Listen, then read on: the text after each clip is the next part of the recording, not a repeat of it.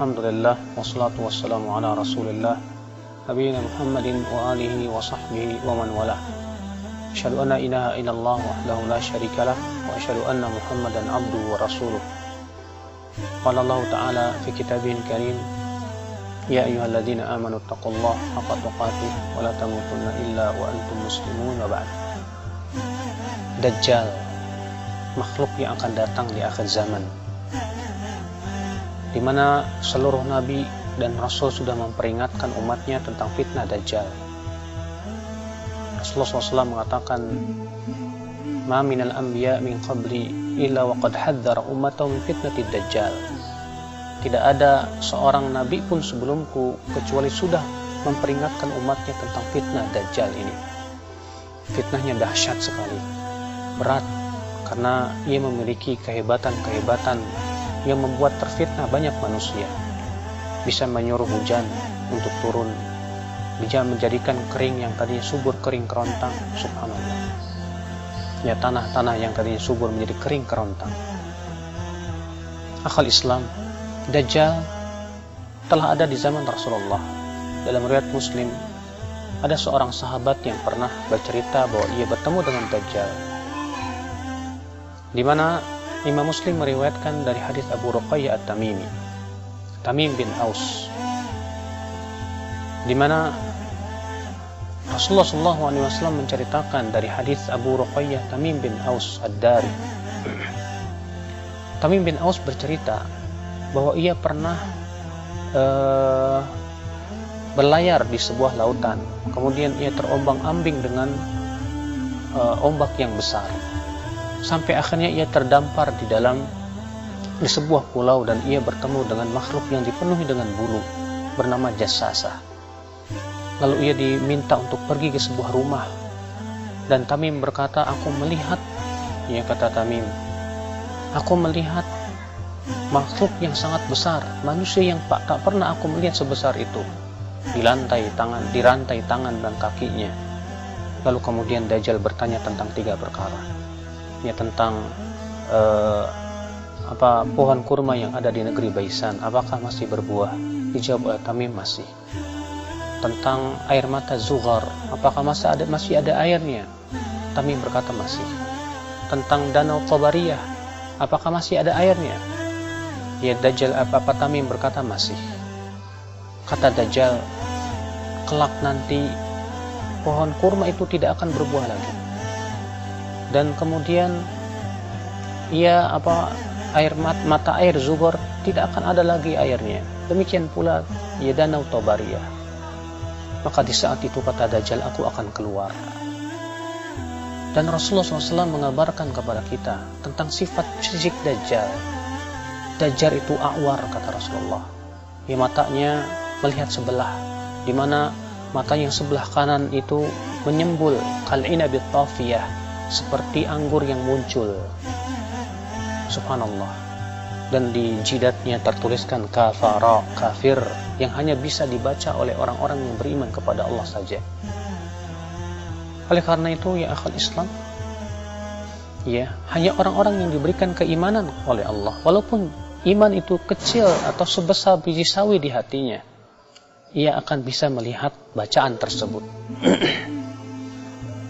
Dajjal disebutkan oleh Rasulullah mempunyai kekuatan yang luar biasa, di mana ia berjalan secepat angin. Fitnahnya sangat agung. Ia bisa menyuruh awan untuk menurunkan hujan. Demikian pula tanah yang subur menjadi kering kerontang. Subhanallah. Bagaimana tidak besar fitnah seperti itu, ya akhi?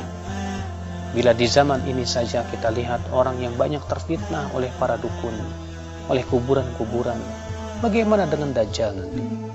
Oleh karena itu Rasulullah mengabarkan bahwa pengikut Dajjal itu adalah orang-orang yang tidak faham tentang agama, orang-orang yang bodoh seperti orang Arab Badui, para wanita yang bodoh yang tidak mau mengikuti mempelajari agama Allah Subhanahu wa taala. Juga Rasulullah mengabarkan bahwa yang menjadi pengikut Dajjal itu kaum Khawarij. Ikhwatul Islam, kenapa mereka yang menjadi pengikut? Karena mereka orang-orang yang tidak pernah mau mempelajari agama Allah. Oleh karena itulah ketika Rasulullah SAW mengabarkan bahwa ada seorang pemuda yang ditangkap oleh Dajjal. Disuruhnya si pemuda itu beriman kepada Dajjal, tapi pemuda itu menolak. Lalu digergajinya oleh si Dajjal itu sehingga menjadi dua belah. Lalu Dajjal pun berjalan di antara kedua belah tubuhnya. Hidup lagi pemuda itu. Lalu Dajjal berkata, apakah kamu beriman bahwa aku adalah Tuhan? Si pemuda berkata, justru aku semakin yakin bahwa kamu adalah Dajjal yang Rasulullah SAW telah kabarkan kepada kami. Rupanya si pemuda ini punya ilmu tentang din, tentang hadis Nabi SAW, tentang sunnah Rasulullah SAW. Akhirnya ia pun diselamatkan. Maka siapa yang ingin selamat dari fitnah Dajjal, kewajiban kita adalah untuk menuntut ilmu Allah ya akhi, untuk mempelajari tentang hadis-hadis Rasulullah salawatullahi alaihi wasallam. Dan Rasulullah SAW mengajarkan kepada kita supaya kita selamat dari fitnah Dajjal. Di antaranya apa?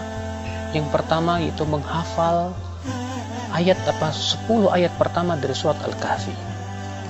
Kata Rasulullah, man hafidha, siapa yang hafal ya 10 ayat min surat Al-Kahf, 10 ayat yang pertama dari surat Al-Kahf, usima minad Dajjal, maka ia akan terlindung dari fitnah Dajjal. Syekh Albani berkata, apabila kita misalnya dilemparkan ke dalam apinya Dajjal, lalu kita membaca 10 ayat pertama surat Al-Kahfi ini, maka api itu menjadi dingin untuk kita. Akhal Islam, a'azakumullah. Oleh karena itulah kewajiban kita untuk memahami ini. Kemudian kata Rasulullah SAW, man sami'a ad-Dajjal, siapa yang mendengar Dajjal di suatu tempat, falyan'a anhu, hendaklah ia menjauh dari Dajjal. Jangan kita merasa bahwa kita tidak akan terfitnah oleh Dajjal, tapi kewajiban kita terus lari dan dari Dajjal, karena memang Dajjal itu fitnahnya berat sekali ya akhal Islam, a'azakumullah. Ikhwatul Islam, a'azani Allah wa iyyakum.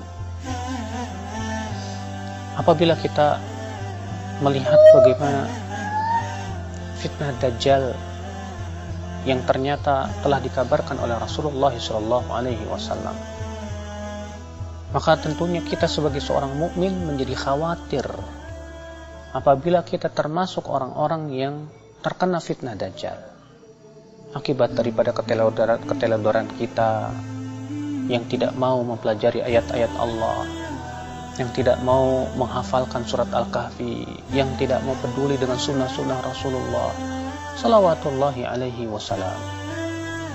Dajjal, kata Rasulullah, akan muncul di Asfahan, diikuti oleh 70.000 Yahudi Asfahan alaihi mutayalisah, yang memakai topi toyalisah.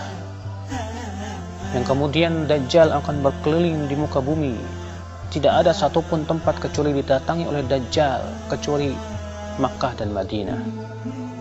Hanya Makkah dan Madinah yang tidak bisa dimasuki oleh Dajjal, karena Makkah dan Madinah dijaga oleh para malaikat. Dan di saat itu kerajaan kaum muslimin berada di Syam. Di saat itu kemudian Allah pun izinkan Nabi Isa Al-Masih untuk turun ke Syam di sebuah masjid yang menaranya berwarna putih, manarah bayda. Ya, beliau turun ya dengan mengendarai malaikat. Ya, seakan-akan kata Rasulullah, kharaja min Dimas, seakan-akan ia baru keluar dari kamar mandi. Kenapa? Karena rambutnya meneteskan air.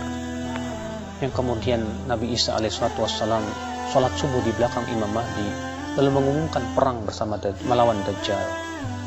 Lalu kemudian ya terjadilah perang dahsyat antara pasukan Nabi Isa dengan Dajjal. Ya, di mana tidak ada satupun pepohonan dan bebatuan kecuali akan berkata, wahai mukmin, ini di belakangku Yahudi, bunuh dia, bunuh dia. Yang kemudian Nabi Isa pun berhasil membunuh Dajjal di sebuah tempat yang bernama Babudbud. Itulah kisah Dajjal. Ia akan mati dibunuh oleh Nabi Isa Al-Masih alaihi salatu wassalam. Semoga kita termasuk orang-orang yang selamat dari fitnah Dajjal. Dan kita pun juga tentu ya berusaha terus untuk mempersiapkan diri dengan ilmu agama, dengan menghafal surat Al-Kahfi, dengan memahami tentang ya hadis-hadis fitnah Dajjal, Sehingga pada waktu itu kita termasuk orang-orang yang diselamatkan oleh Allah. Karena Dajjal hidup di dunia ini 40 hari. Ya, hari pertama seperti setahun, hari yang kedua seperti sebulan, hari yang ketiga seperti seminggu, dan hari-hari berikutnya sama dengan hari-hari yang lainnya. Subhanakallah bihamdik, asyhadu an la ilaha illa anta astaghfiruka wa atubu ilaik. Wassalamualaikum warahmatullahi wabarakatuh.